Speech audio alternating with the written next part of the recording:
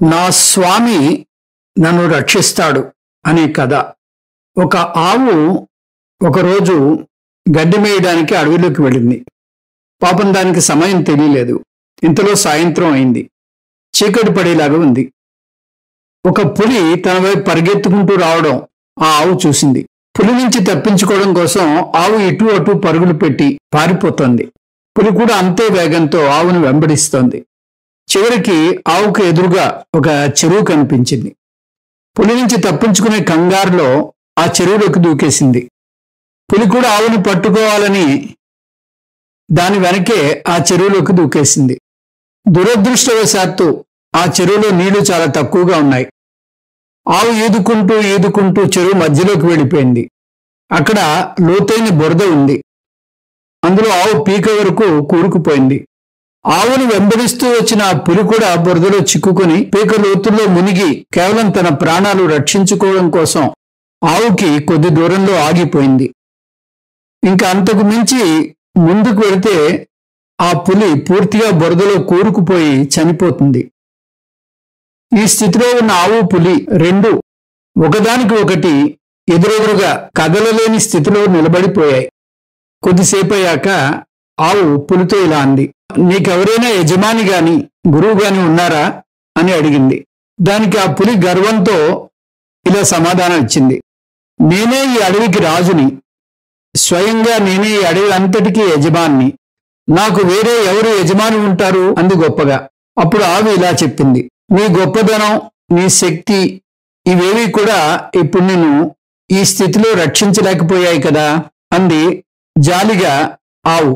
అప్పుడు ఆ పులి ఆవుతో ఇలా ఉంది, నీ పరిస్థితి కూడా నాలాంటిదే కదా, నువ్వు కూడా నాలాగే పీకల లోతుల్లో మునిగిపోయావు, చావుకు దగ్గరలో ఉన్నావు, మరిప్పుడు నిన్ను ఎవరు రక్షిస్తారు అంది. అప్పుడు ఆవు చిరునవ్వుతో ఇలా సమాధానం ఇచ్చింది, నా స్వామి నన్ను రక్షిస్తాడు. సాయంత్రం అయ్యేసరికి నేను ఇంటికి చేరుకోకపోతే నన్ను వెతుక్కుంటూ ఎంత దూరమైనా వచ్చి నన్ను ఈ బురద నుంచి బయటకు లాగి క్షేమంగా ఇంటికి తీసుకువెళ్తాడు. మరి నిన్ను ఎవరు బయటకు లాగుతారు అంది.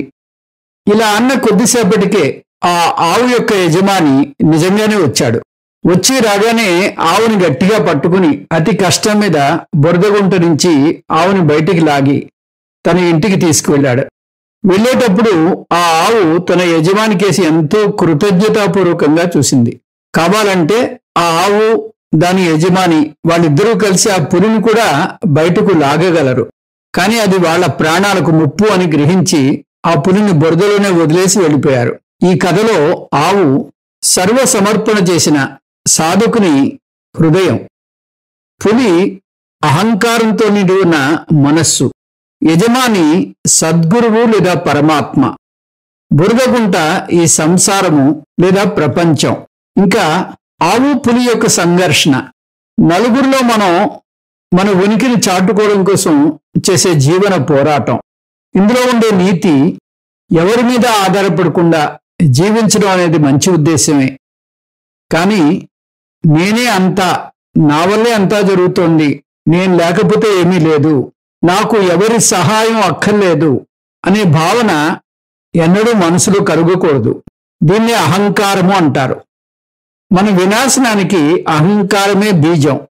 ఈ జగత్తులో సద్గురువు లేదా పరమాత్మను మించిన శ్రేయోభిలాషి, మన మంచిని కోరుకునేవారు, మన రక్షణ బాధ్యతను స్వీకరించేవారు వేరే ఎవరుంటారు? ఎవ్వరూ ఉండరు. ఎందుకంటే భగవంతుడు అనేక రూప ఈశ్వరుడుగా అనేక రూపాల్లో వచ్చి ఆయా సమయాల్లో నిరంతరం అనేక ఆపదల నుంచి మనం రక్షిస్తూ ఉంటాడు. పరమాత్మ అంతటా అన్నిటా ఉంటాడు. లోకా సమస్తా సుఖినో భవంతు.